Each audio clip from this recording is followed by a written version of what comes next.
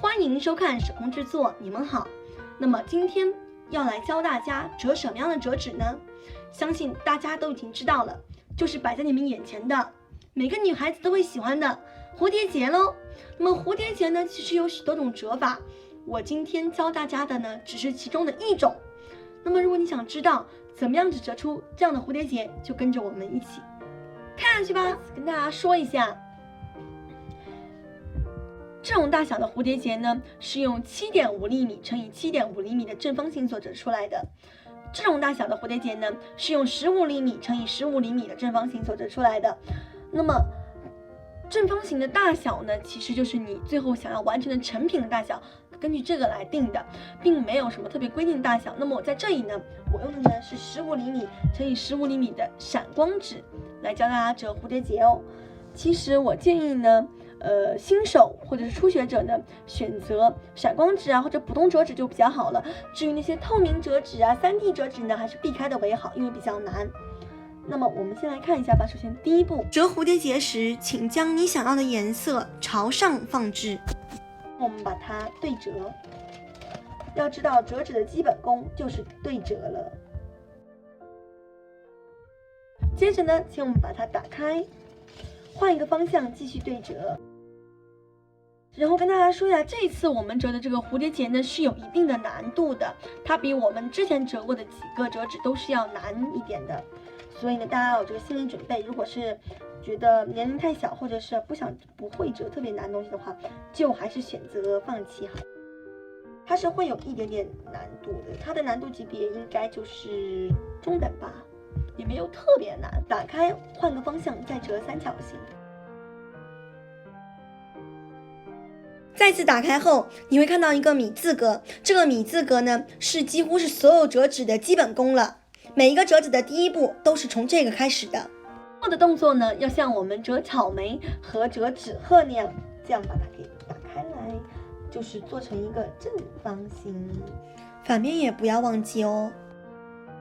而一开始教给大家的那个基本功，也就是那个米字格，是为了辅助我们完成这样的动作的。接下去呢，我们把这个正方形由下往上折，折出一个三角形。这个三角形就是决定我们的这个中心的大小，就看你折多深了。正面折一下，反过来也要折一下。接着呢，我们可以直接把它打开来，回到最原始的那一步。你可以看到中间有一个小小的正方形。接着呢，请我们呢，接下去的动作就有一些复杂了，请大家一定要看好哦。首先我们捏住它的一个角，然后呢，再根据折痕呢，一个一个的收起来，就像屏幕上这样，慢慢的把这4个角都捏住了以后呢，变成这样的形状。随后呢，我们把它往下压。当然了，我们也可以使用牙签啊什么工具来辅助，这个步骤呢真的非常重要哦。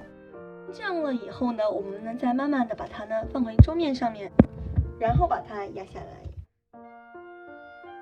接下去呢，请我们把它沿着中线呢往内折，就像屏幕上这样。那么建议两头的宽度呢保持一样长，不过我觉得如果你和中间那条线平行的话，长度自然也就一样了吧。反面也不要忘记折哦。还有就是忘了告诉大家了，这支影片是需要用到剪刀、浆糊或者是双面胶的。两面都折完之后，请我们把它像这样子直接拉开。这一次拉开时，你会发现在中间有一个结，轻轻按下去吧。慢慢压下去后，中间的那个心就形成了。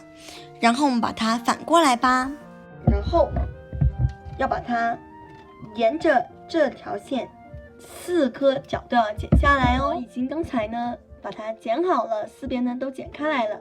接着呢，我们在中间的这个空格当中用双面胶贴过4周，然后把它撕开来。其实没有双面胶的朋友呢，可以使用浆糊。那我是觉得双面胶呢更牢固，所以我选择双面胶。双面胶都撕开了之后呢，把它上面对齐，慢慢的按压下来。我们把它转过来，就是转90度。那么我们可以看到这个呢，中间有条线，我们沿中线呢，接下去呢，请我们沿着中线把两面对齐中线折过来哦。就像这样子，这就会形成蝴蝶结的一个边。正面折完后，反面也是做同样的动作哦。折好后，我们可以用双面胶或者是浆糊为它进行固定，这样子呢就不太容易松开来了。我们在后面的折纸也会方便很多哦。OK， 那么我们接下去呢，沿着中线剪开来就好。接下去呢，我们把它依然翻回背面，翻回背面了以后呢，我们呢这样由内向外折，折多少呢？根据自己喜好就好。然后呢，尽量让两面对称吧。接着呢，我们可以用双面胶或者是浆糊为它粘好。粘完了以后呢，我们呢又需要拿到我们的剪刀了。那么我们用剪刀呢，剪出花边。至于花边你想怎么剪我都无所谓，这根据个人喜好就好。有人呢剪平的，有人呢剪三角，我是喜欢剪三角啦。